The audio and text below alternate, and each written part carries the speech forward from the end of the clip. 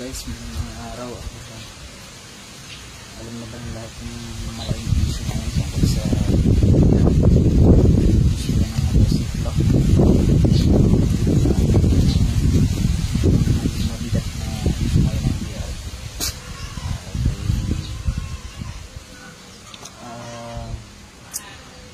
Bininyag ni Boss R, Boss Rons.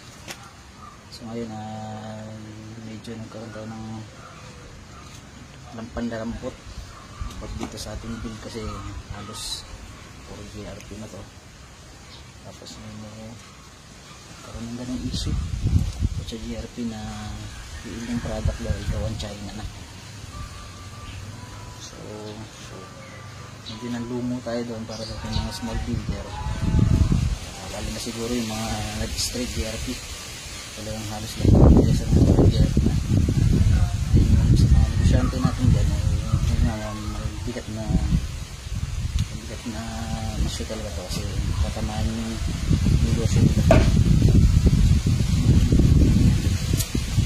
Sana magkaroon ng magandang sagot ang GRP, team ng GRP, sila Boss Renz, sagot nila yung solution mo kasi apektado talaga yung mga builder.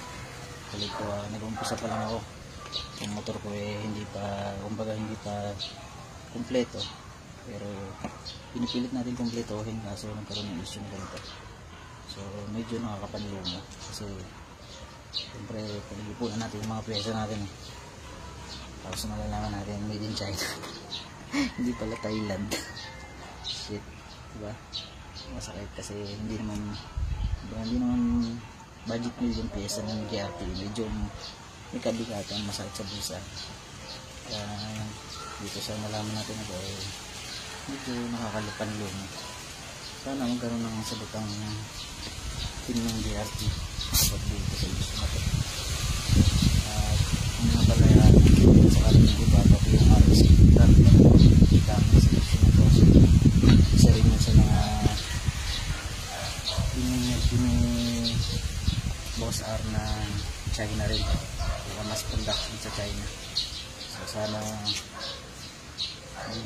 okay na rin mabigyan ng magandang sagutan ng mga tumakilig sa produkto nila kasi nakakaawa rin mga kasi tulad ng mga negosyante mas nakakaawa din. Ayun lang guys, ride safe sa atin lahat.